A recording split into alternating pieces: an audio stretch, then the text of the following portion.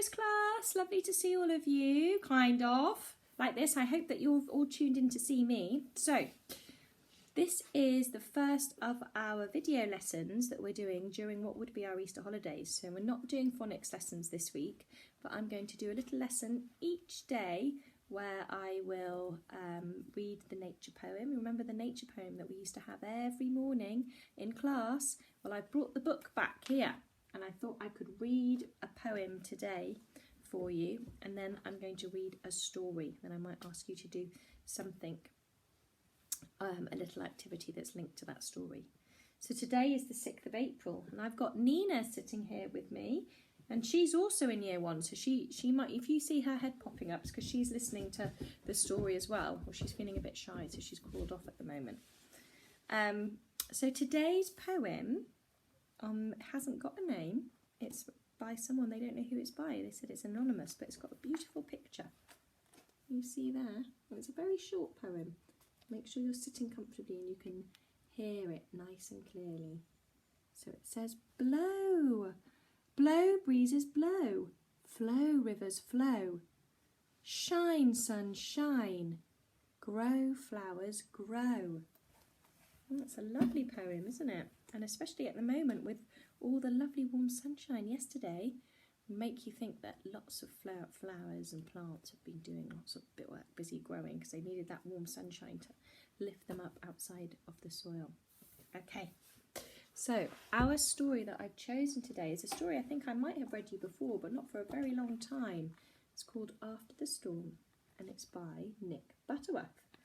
And it's a story, as you can see, about Percy the park keeper. We know him, don't we?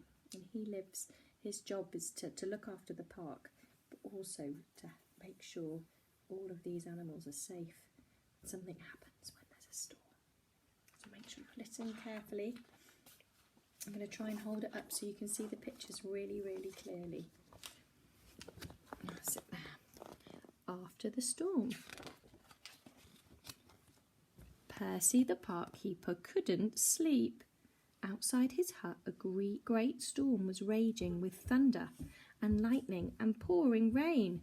Percy wasn't frightened by the thunder, and he loved to watch the lightning as it lit up the whole park. He didn't even mind the rain. But there was one thing that Percy didn't like. He didn't like the wind. It blew down fences in the park and it ripped branches off the trees, and he didn't like it one bit. Oh dear, he sighed as he watched from his window, and the wind tugged at the trees, making them creak and groan. It looks like I'm going to be busy tomorrow. He pulled his pillow over his head and tried to get back to sleep. Percy was up early in the morning and the wind had stopped and the sky was clear. Percy loaded up his wheelbarrow with all the things he would need to make repairs and clear up after the storm. And then he set off to inspect the damage. He felt happy as he took deep breaths of the fresh, clean air. Perhaps the damage wouldn't be too bad after all. Oh dear, but he was wrong. Something dreadful had happened. A great big oak tree that had stood by itself on top of the hill had been blown over. The giant tree had been one of Percy's favourite. It wasn't just one of Percy's favourite trees. Some of Percy's animal friends lived there, and now their homes were wrecked. Percy hurried up to the fallen tree. The animals were gathered by the tree. Let's see them. Yeah, and they were looking very, very unhappy. When they saw Percy, everyone started talking at once. Percy sat down with his friends and listened as they told how the storm had brought down the tree. "And we've got nowhere to live," said the badger. "Some of us lived in the tree and some of us lived under it, but we're all homeless now." Some of the rabbits looked close to tears and the fox was very sniffy. Percy passed him his handkerchief and then Fox blew his nose. Percy stood up. "We'll just have to find you somewhere else to live," he said. "Come on, everyone, jump on the wheelbarrow." And the animals felt better now. First he took them to the pine wood, but nobody wanted to live there. "Too dark," squeaked the mice. "Too gloomy," said the hedgehog. So Percy took them to the shrubbery, but nobody wanted to live there either. No big trees, said the squirrel. No big roots, moaned the rabbits. Never mind, we'll go across the stream.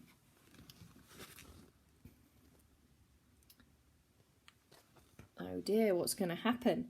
Percy began to push the heavy wheelbarrow over the little bridge that crossed the stream, but as he got to the middle of the bridge, two things happened. Percy stumbled and the wheelbarrow decided to see what it would be like to be a boat. Splash! Suddenly Percy and his friends found themselves drifting downstream to where the stream opened out into a lake. Percy stood up and looked around. We'll have to paddle back to shore, he said. No, wait, said Percy. Let's paddle across to the other side of the lake. I've got an idea. The animals looked puzzled. What was Percy up to? So they paddled across. Here we are, said Percy. The squirrels jumped to shore and tied up the wheelbarrow to the roots of the enormous hollow tree. Now, this is my plan. Everyone gathered round as Percy explained his idea. Is everybody clear? Everyone nodded. Then let's get to work. They began unloading all Percy's tools and wood, and then Percy explained exactly what he wanted each one to do. He showed Badger how to use a saw, and he showed the squirrels how to knock in nails. The fox drilled holes, and the rabbit screwed in screws. The mice were kept busy fetching and carrying for everyone else. At lunchtime, they took a short break to shore, some of Percy's peanut butter sandwiches, and then they got busy again. At long last, their work was finished, and a very tired Percy stood back to admire their handiwork. Now the squirrels had a brand new home, and so did the mice. And the rabbits had a new home, and so did the badger, and the fox, and the hedgehog. In fact, every one of Percy's friends had a new place to live.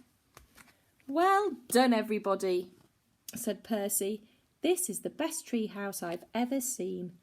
What about you, Percy? Are you going to join us? I think I'll stick to my old hut, he said.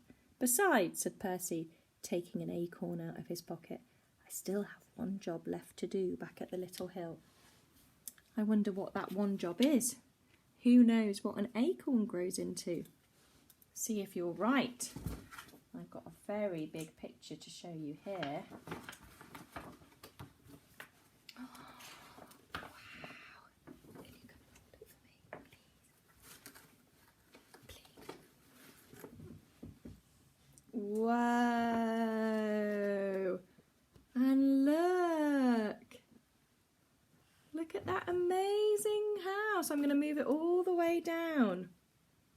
All the way down. So he planted the acorn and it grew into a new oak tree. Wow, which was a home to so many animals. Like squirrels, and birds, and a little owl, and rabbits, and foxes, and more rabbits, and there's Badger. Lots and lots of creatures, and there's even little mice at the bottom. It's a lovely story. Right, what I would like you to do is I'd like you to draw me a beautiful picture of a tree, and on your tree I'd like you to think of all the different animals that it could be a home to.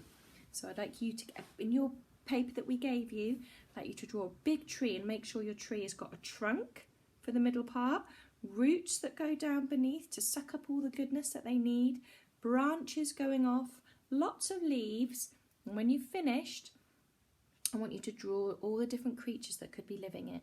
So underneath the roots, at the bottom of the tree, the fox could live, and the badger, because they like to live in holes under the tree.